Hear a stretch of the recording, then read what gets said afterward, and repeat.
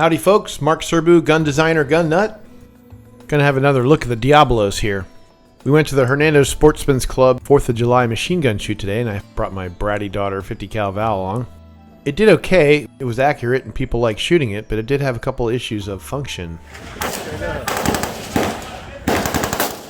Yeah, right here she couldn't get off a second shot because it turns out the bolt didn't close all the way. There's just a little bit of drag there. So when the bolt closes and then bounces like they usually do, that drag keeps it from fully closing again. And here's an example of that right here.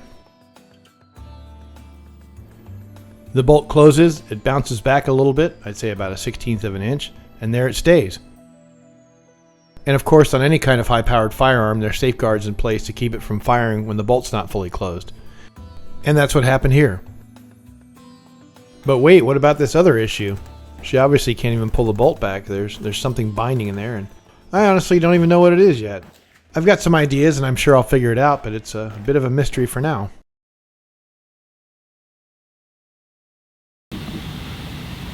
Okay, taking a little bit deeper dive into the Diabolus. I don't know if you can see all this stuff. So right there,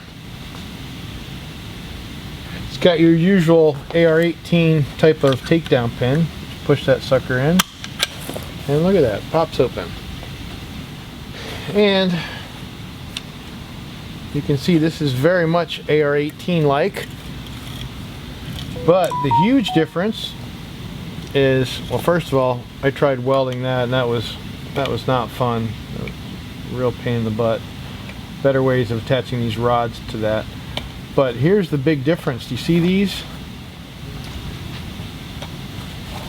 They've actually got flutes in them, and they're 120 degrees apart. So there are 3 flutes on each guide rod. You can see where they run out at the front here.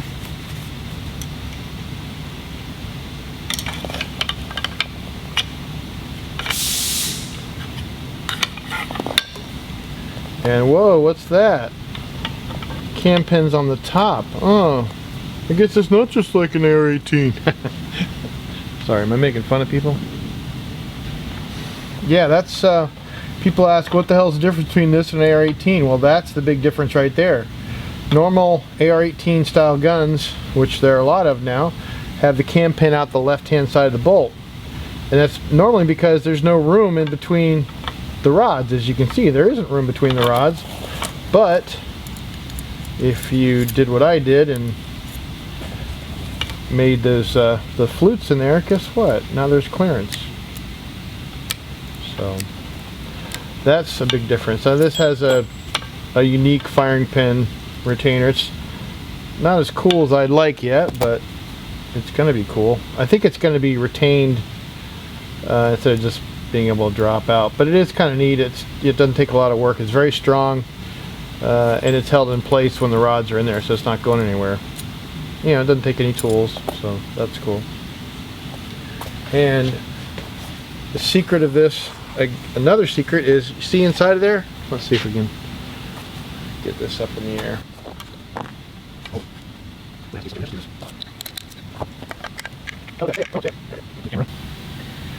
Okay, that's the big secret right there. That's the cam track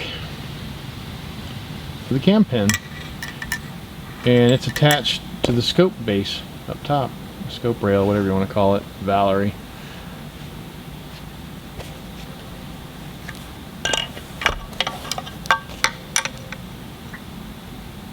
And you can see this is where the rod pushes off on. But that's a stock AR-15 bolt head and firing pin. Cam pin is obviously different.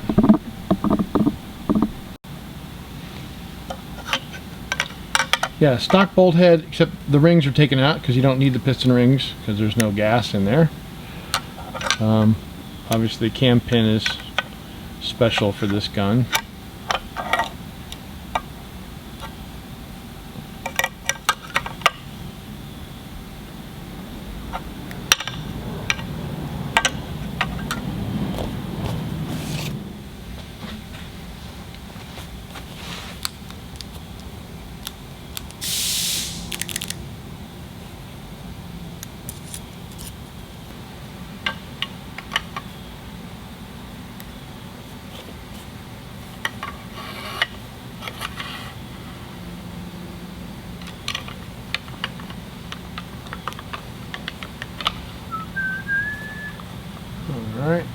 Oh, you know what? Yeah, that fits in a pocket in there. Forgot to mention that.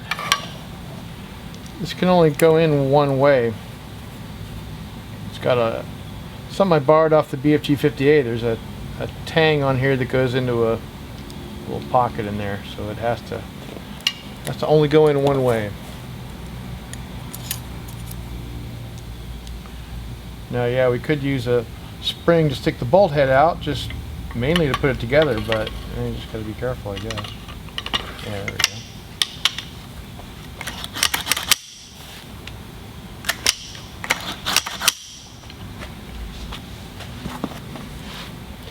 The lower is just, you know, plain old AR lower, nothing special in there. It's kind of, I think it's kind of cool. This whole back end comes off, so you can put in different kinds of back ends. So you can make one that just interfaces with the normal AR buttstock, or you can have it like I've got here.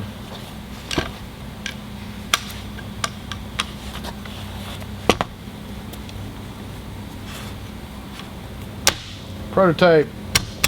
Beat it.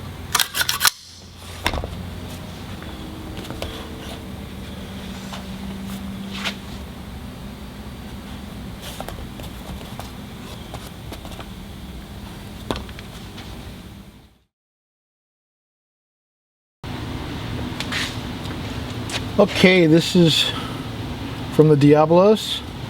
This is from the Leader. What do they call it?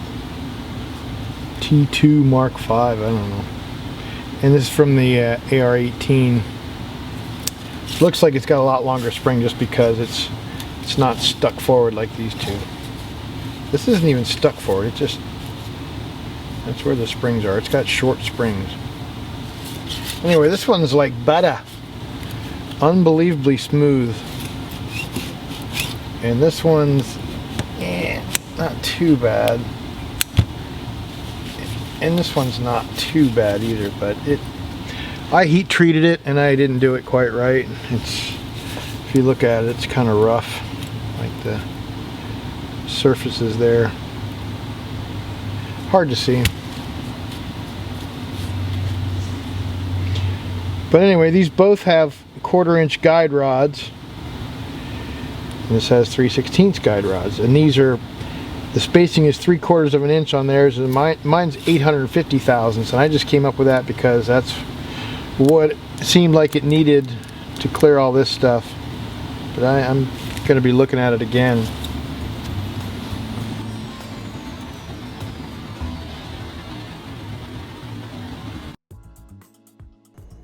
Well, I hope this video gave you a better idea of what the Diabolus is. Basically an AR-18, but so far out of aluminum. And it does take stock AR-15 bolt heads, which is really awesome. It also takes stock AR-15 firing pins and just slightly modified barrel extensions. Oh, and by the way, this magwell wasn't broached. Can any of you smarty pants machinists guess how it was done? You know, ultimately I'd really like to do this gun out of sheet steel instead of aluminum. I know everybody thinks, oh yeah, just chuck up a piece of aluminum and hog the hell out of it, but that's it's actually really slow, and you end up with aluminum. Aluminum's good for a lot of things, but man, it's hard to beat sheet steel, especially if you can temper it and nitride it and all that. Man, that's just incredible. Now, a lot of people have asked about the gas system. Why do I have a piston on one part of the barrel and then I've got the gas block on the other part of the barrel? Well, it makes sense to have the piston as close as possible to where it's pushing up, to where it's pushing the bolt carrier, because just figuring out here, it's about 1,500 pounds of force on that piston rod pushing that bolt. Obviously it's only there for a millisecond, but that's still a lot of force. And for every action there's an equal and opposite reaction, so of course the force that's pushing on the bolt carrier is also pushing on the barrel and trying to bend it. And the closer you are to where it's anchored to the gun, the less effect that's going to have. So if you're way out on the barrel and you're pushing with that force, it's going to tend to bend it a lot more. Another reason to do the gas system this way is barrel harmonics. Here all you have down the barrel is just a little lightweight, low profile gas block and a gas tube. Very lightweight, and it doesn't mess with the barrel harmonics like a big giant piston and cylinder hanging way down there.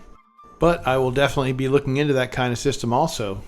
It's a lot easier to deal with. There's like a whole mess of parts you don't have to make, and maybe it won't affect the accuracy too badly. I'll check it out.